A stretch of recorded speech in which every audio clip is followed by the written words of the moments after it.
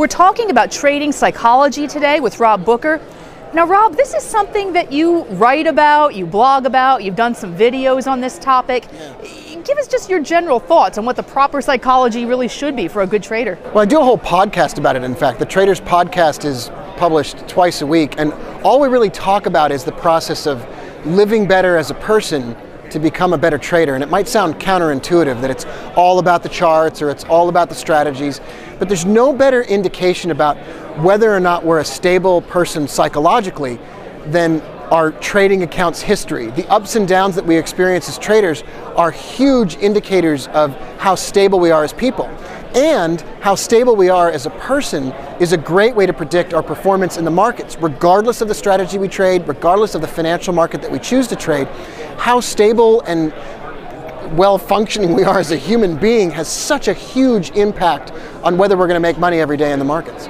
Now, along those lines, one of the things I've heard you talk about is the need to keep your expenses very low in order to trade as a living. Say a little bit about that. Well, we all talk about trading for a living. It's the goal that we all aspire to. And I remember back when I began the process of wanting to trade for a living, the first thing that I wanted to do was buy a bunch of monitors. I wanted to buy every book that was ever published on the subject of trading. I wanted to buy the best computer, the best monitor, the best keyboard, even keyboards that are specialized for traders. I wanted a Bloomberg terminal. That's like $1,700 a month.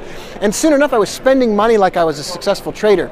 And you'll often hear people say, well, you've got to spend money to make money, or if I can get the image of success around me, I can become successful. But what I've found is that when I'm the hungriest, when I want it the worst, that's when I do well. So I took all of that, and before I even began, I stripped it away. I had a door that sat on top of two sawhorses in my office.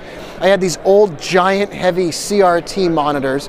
I had a computer that was hooked into those monitors that actually was a laptop, and the top of it was separated from the chassis, so it was like a tablet computer because the wires were hanging out. And I traded on that for 4 years. It was the most garbage-oriented setup ever. But I was hungry to make money. And that hunger to make the money made me want to make the money necessary to trade for a living. And I reversed the process. I didn't try to live like a successful trader before I'd made the money. And it made me hungry to do the things necessary to get the profits necessary to live like a trader who could really do it for a living.